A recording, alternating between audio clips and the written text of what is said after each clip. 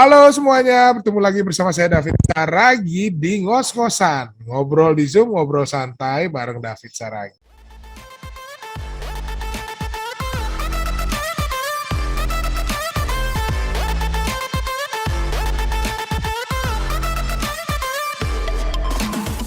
Nah, ini bicara masalah pandemi sekarang nih, Kak. Apa tuh yang kau lakukan? Karena memang kau udah lama juga Kika kan udah lama nggak, udah benar-benar full time mom ya, semenjak Ya, dia lahir kan, berarti kan udah ya. 6 tahun, berarti kan kurang lebih kan? Eh, 8 tahun. Ya 8 tahun ya, plus masa Ya, hamil ya, lupa dihitung. ya, ya. Iya. Iya kan, jadi ini kan tahun lalu tuh lockdown ya, which is Bang David juga waktu itu dapat rezeki main sinetron tuh di awal-awal. Waduh senang nih sinetron, bisa renov rumah atau bisa beli rumah, udah senang tuh kan. Tiba-tiba Maret, deng, pandemi. Apa itu pandemi ya? Kok nggak dipanggil-panggil syuting lagi gue? Ada apa ya? Ya. Itu pada nggak siap dan akhirnya disuruh lockdown kan, bisnis 3 bulan tuh lockdown di rumah. Ya. Nah itu apa yang Kika lakukan tuh selama 3 bulan? Gue jualan kue. Biasa-biasa aja apa-apa? Enggak. Apa? Bisnis Jualan kue? Jualan kue. Kenapa? Okay. Sebenarnya bisnis kue kami ini sudah berjalan dari tahun 2015, tapi on off. Karena niat awalnya tuh bikin makanan yang sehat untuk Briel, karena Briel kan punya alergi. Terus aku sebagai ibu rumah tangga, ngapain ya gitu kan? Memang dulu itu passion aku tuh sebenarnya bikin kue lah, bikin coba-coba kue, bikin segala macam makanan lah. Nah, karena 2015 mulai coba jualan on off kan, ya kadang jualan, kadang enggak, kadang buka, kadang enggak, itu aja gitu. Nah, pandemi masuk, kita muter otak kan, karena bagaimanapun ya orang di rumah, terus semua orang butuh makanan nih. Ya udah, gue coba dulu jualan, coba lagi jualan. Melihat opportunity itu ya? Yes, melihat peluang itu. Awalnya coba-coba, aku kirim makananku tuh ke orang-orang, ke teman-teman terdekat, ke keluarga. Gak usah bayar tuh, bilang gitu, lu cobain dulu. Dan ternyata cocok di lidah. Oh berarti masih ada nih kesempatan gue untuk bisa masuk ke dalam masa-masa seperti ini. Udah, aku buka lah jualan donat. Berawal dari jualan donat lagi, berlanjut dengan yang lain-lainnya sampai sekarang. Jadi apalagi pandemi itu, awal-awal pandemi kan ya mau menjelang lebaran gitu, puasa. Ya gimana caranya nih ya supaya gue punya penghasilan juga gitu. Ya udah, ambillah peluang di situ. Jualan kue sampai sekarang. Ya walaupun memang aku udah ngerasain juga tuh kuenya tuh ya, tiramisunya is the best. Nanti aku kirim sampai lagi. Istriku tuh bilang, wah ini enak banget sih gitu kan, benar-benar sesuai dengan namanya, homemade dan premium. Nah, yang denger nih sama yang nonton nih wajib nanti kita kasih di bawah Instagramnya Boleh. by Mama Briel ya kan, supaya nggak penasaran nih, ini David ngomong doang nih ya, makanya order pesen ya kan. Biar rasain bener-bener. Dijamin deh, dijamin. Dijamin nagih ya kan, dijamin repeat order ya. Iya pasti. Karena kita bikinnya juga, aku berprinsip gini sih Bang. Aku kan juga kasih makan buat anakku. Orang pertama di rumah yang nyobain itu adalah mereka kan ya. Yang pertama nyobain makanan itu mereka. Artinya aku harus bikin yang bersih, bikin yang enak, terus sehat. Rasa manis, sehat, dan rasa manisnya juga pas gitu loh, supaya orang nggak enek gitu. Jadi jangan hanya. Itulah kendalanya Kika ketika aku order ya, which is 2 itu ya kan, tiba-tiba langsung di-tag anak-anak udah. Akhirnya berebut gua sama anak-anak. Kok tinggal setengah? Among buat Among mana? Enggak, ini buat adik. Loh, ini buat abang. Kan buat Among yang beli. Ya udah, Among nggak boleh. Bagi Karena dikit deh. Akhirnya gue disendokin doang tuh, Kak. Sendokin 1, 2. dia Oke, jigong makasih doang ya. dong. Nggak, maksudnya jadi ngambil nih kan. Ya, udah ini buat Among ya dari adik, ini dari abang gitu. Udah selesai. Udah. Jadi lu cuma dapat 2 sendok. Iya, sama yang review di awal tuh yang Jadi di fotonya. awal. Itu sih sakit banget, Bang. Enggak sih, kalau buat anak ya sudah lah. Tapi karena taste-nya enak banget ya.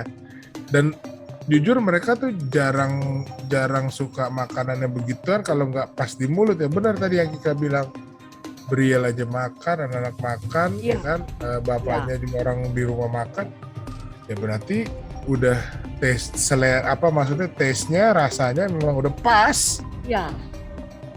Memang itu prinsip aku tuh eh, ngambil untung kecil, tapi orang akan terus-menerus membeli memesan. Dan Harganya worth it banget sih, malah menurut aku, waduh kalau di luar itu apalagi kalau di hotel bisa 3 kali lipat, 2 kali lipat. ya memang. Tapi aku mikir gini, Bang, situasi seperti ini karena aku udah pengalamin.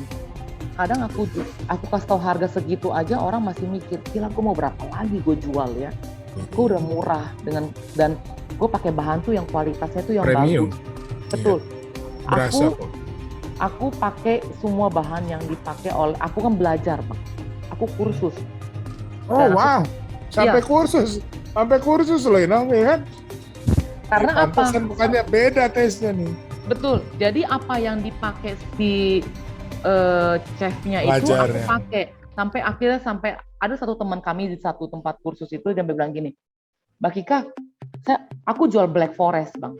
Dan itu benar-benar klasik Black Forest, resepnya benar-benar dari Jerman yang chef itu ajarkan dan aku ikutin.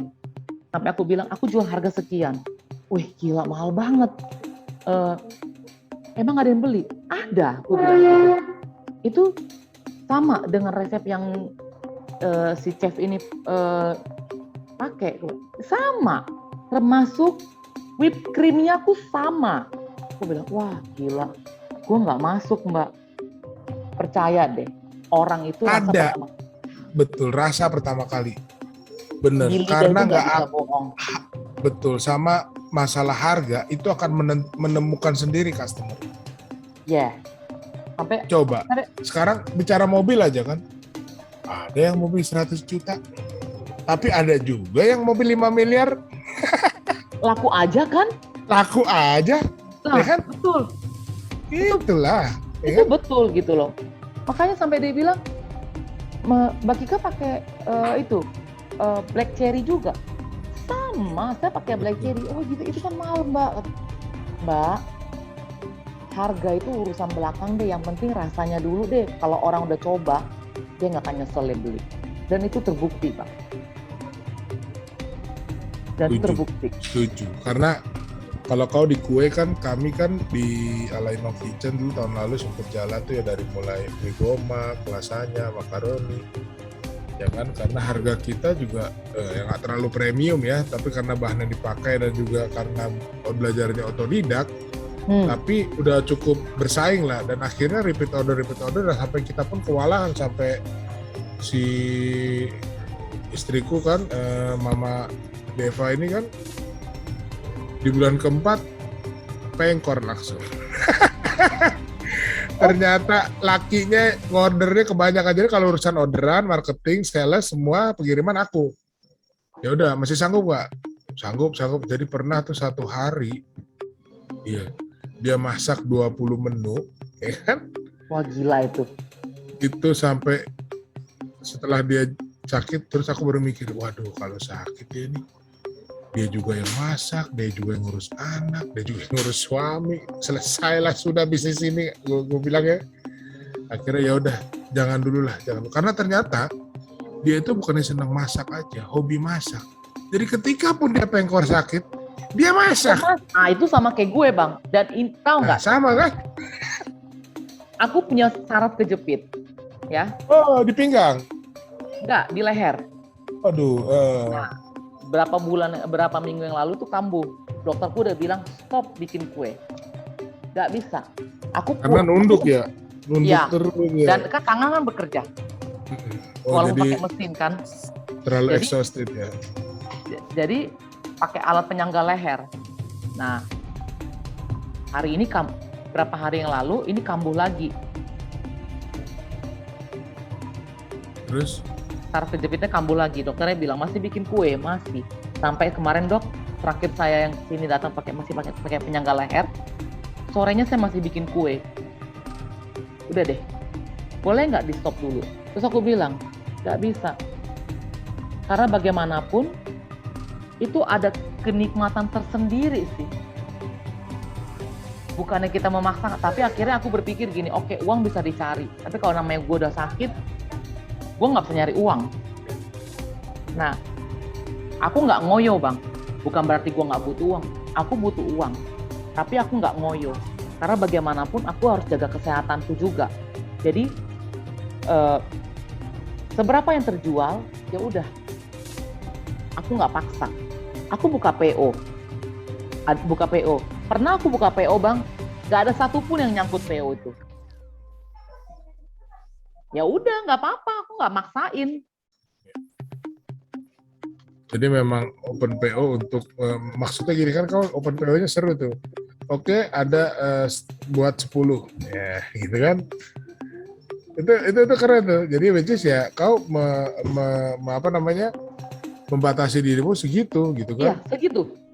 Udah. Karena di sini homemade kan, beda dengan kayak model restoran yang lu mau pesan berapa juga selama yang di belakang masih ada yang masak ya kan, bahannya masih Iya. ada, sikat ya kan. Ah itu, aku nggak mau bang. Aku nggak mau sampai kayaknya terlalu over membuat, akhirnya kita nggak menjaga kualitas, nggak bisa. Udah 10 yang laku, udah oke. 10 yang jalan, nggak akan tambah. Aku nggak akan nambah. Jadi kalau bilang, aduh sorry, kalau gitu ikut PO selanjutnya bolehkah? Boleh, ya udah. Asik tuh. Jadi pada saat PO selanjutnya udah tinggal sisa segini ya. Ya, betul. Tinggal Karena sekian. kita manusia benar ya, bukan robot ya. Biarpun Lah, dengan iya alat ya, dong. tapi kita juga yang masuk dan ngolah ya. Lah iya, sebenarnya kalau kita mau yang bikin biasa-biasa aja juga Bisa kejadiannya aja, tapi bisa ya aja. lewat doang kan, nggak ada rasanya gitu. Nggak bisa, karena setiap kali kita bikin bukan sesuatu, kau banget lah ya. betul. Setiap kali kita bikin sesuatu, pasti orang di rumah ada nggak lebihnya? Tinggalin dong. Iya betul. Itu karena Itu ya. karena kalau di lidah mereka nggak enak, kayak mana aku mau jual ke orang lain kan? Betul. Kami pun gitu kalau masak ya kan, pokoknya based on order ya kan, tapi ya pasti kayak masak mie gomak gitu kan, pasti istriku kan seandainya ada pesan 5, dia pasti masak buat 6 atau 7 gitu kan. Betul.